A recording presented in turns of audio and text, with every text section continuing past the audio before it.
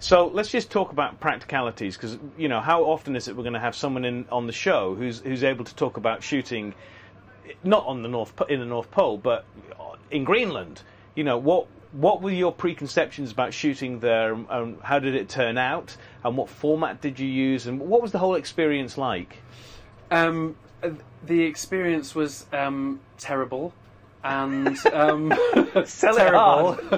And fantastic. It was at no point was I not extremely knackered, but also extremely appreciative of being there, because there's no way I ever want to go there again. However, the experience was just wonderful. But I have got a bit of footage actually, which should have gone on the DVD extras and hasn't. But it's just where I arrived with my quite young, enthusiastic, very very skilled and very up for it crew. But I've got a little bit of footage of them all getting off of the Twin Otter, this propeller plane, in the middle of nowhere in Greenland, and everyone all excited and bubbling and laughter, and it's a bit like a school trip.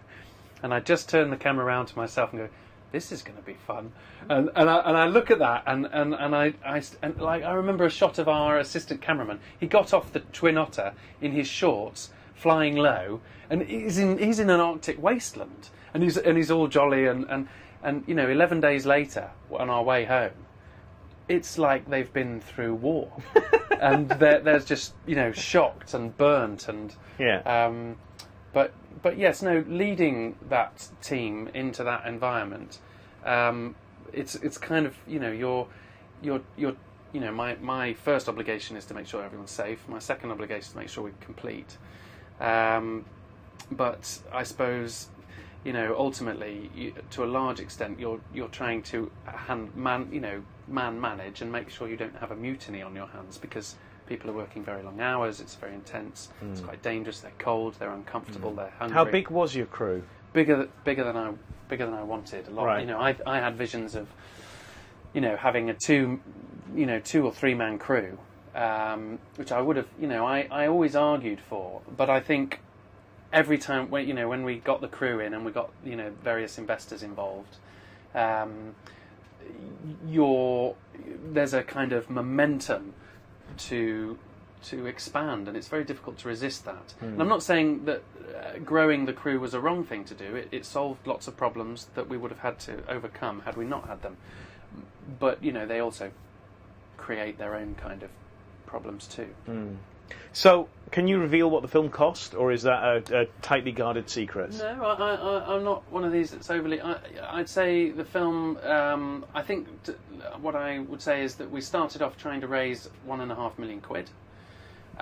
And we got to... I had everything lined up, the cast and the crew, and we got to March, and somebody turned around and said, look, you're never going to raise £1.5 million in 3 weeks. The accountants and the lawyers will take 12 weeks to close anything, and then they'll take huge. And I kind of looked at the budget, and I've probably shot over, probably over 100 films of some shape or form in my time, and I knew in my heart that I could make this film much more cheaply and economically. So on the back of my head, and Sure. you have a feeling for things, and I scribbled on the back of them like and I thought, we can shoot this for $250,000. I know we can. And I talked to we had a very nice line producer called Alice Dawson, who sorted us out with the prep, and went through it with her, and we got it $250,000. I said, okay, that's my doomsday budget.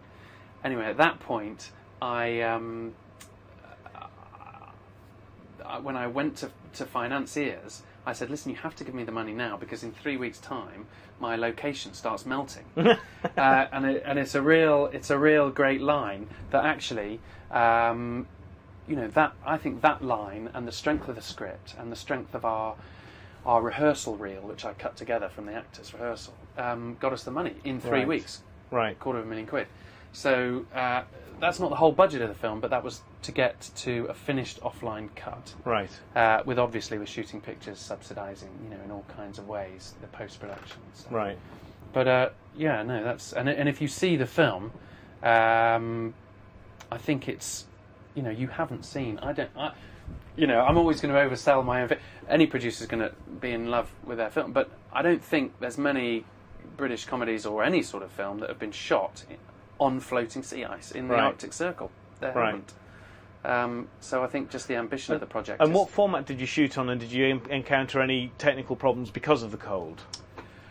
We were very aware of the dangers of the cold, and we did talk about film. Film I ruled out straight away. I didn't want to be. The only way I would have gone with film is there was no way I could make digital work. But I managed to basically what we took out was we scrapped film. And everyone told us don't scrap film because film's the most reliable thing. And then we found one cameraman and he said, no, listen, you'll be absolutely fine. I go to the Arctic Circle all the time doing docs and things. And so we shot on 3 different formats. And we shot on HD cam. It's a mockumentary, so there's part of the film is made by a documentary filmmaker. So we shot that on HD cam. Then there's the boys, what the boys shoot themselves on Handycam, and that's on HDV. And then finally, when the shit hits, I won't quite say what happens, but they have to film themselves in a slightly different way, and we then use head cams, which was DV cam. Right. And I can honestly say that it looks amazing. Right. I was stunned at how good it looks on the cinema screen, and we played it NFT1, and it's just wondrous. Even the DV cam just looks. I mean, I think film. I mean, I've never been a film kind of lover. I like it, but I'm not in love with it and kind of beholden to it. And I sort of saw that, and I thought, for me, I think I know. No. Yeah, but I think film might. For me, I just can't think of a reason why you'd want to be on film. Right.